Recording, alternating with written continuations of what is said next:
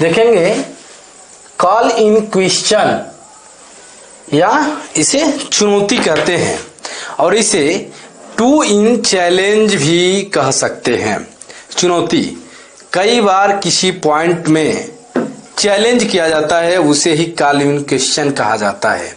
जैसे कोई एफआईआर हुआ और उसमें 419, 420 और 406 की आईपीसी की धाराएं लगी हुई हैं और मुकदमा लिख लिया गया, उसमें चार्जशीट भी लगा दी गई और न्यायालय में संज्ञान यानी कॉग्निजेंस भी हो गया। अब एक तो ये पॉइंट हो गया कि 420 और 406 एक साथ नहीं रह सकते हैं, तो यह एक पॉइंट है। अभियुक्त जिसपे आरोप लगे होते हैं, मुलजिम अगर चाहे तो वह हाई कोर्ट जा सकता है इसके खिलाफ, कॉग्निजेंस रद्द करने के खिलाफ वह इसको जो है कि चुनौती दे सकता है, यानी जो चैलेंज कर सकता है इसको कॉग्निजेंस से रद्द करने के लिए। उसके बाद हम देखेंगे टू क्वेस, इसे प्रोसेज ऑफ काउंसिलिंग प्रोसीडिंग्स भी कहा जाता है, जिसका हिंदी होता है प्रक्रिया को समाप्त करना। अब ये क्या है, देखिए, जैसे माननीय उच्च न्यायालय द्वारा किसी एफआईआर को क्विश कर दिया गया, जैसे किसी कार्यवाही को खत्म कर दिया गया। क्विश होने का मतलब एफआईआर को रद्द कर दिया गया। जैसे कोई एफआईआर होता है किसी व्यक्ति पर, और जैसे व्यक्ति लोग कहते हैं जब मुकदमे होते हैं कि हमें फर्जी फंसा दिए गए, कई जगह होते भी हैं कि फर्जी फंसा दिए जाते हैं।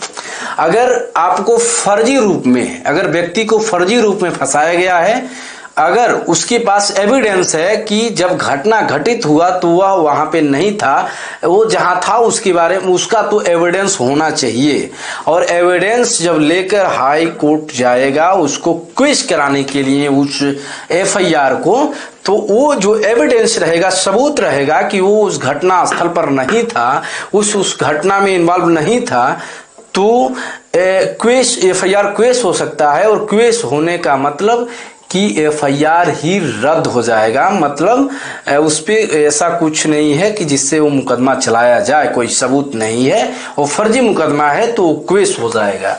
उसके बाद देखेंगे डॉक्ट्रिन, ये जो है कि इसे सिद्धांत कहते हैं और इसे प्रिंसिपल भी कहते हैं।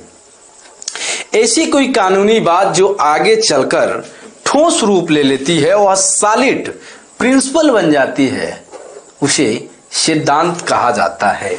उसके बाद देखेंगे एम्पेरी मटेरियल, उसी स्रोत से, देखिए क्या है, जिस स्रोत से कोई चीज पहले ली गई है उसे ही एम्पेरी मटेरियल कहते हैं। उसके बाद देखेंगे सबजुडिस यानी विचाराधीन, ये क्या है, किसी मामले में अभी निर्णय नहीं हुआ है, मामला लंबित है, मतलब कि विचाराधीन है, उसे सब जुडिस कहते हैं।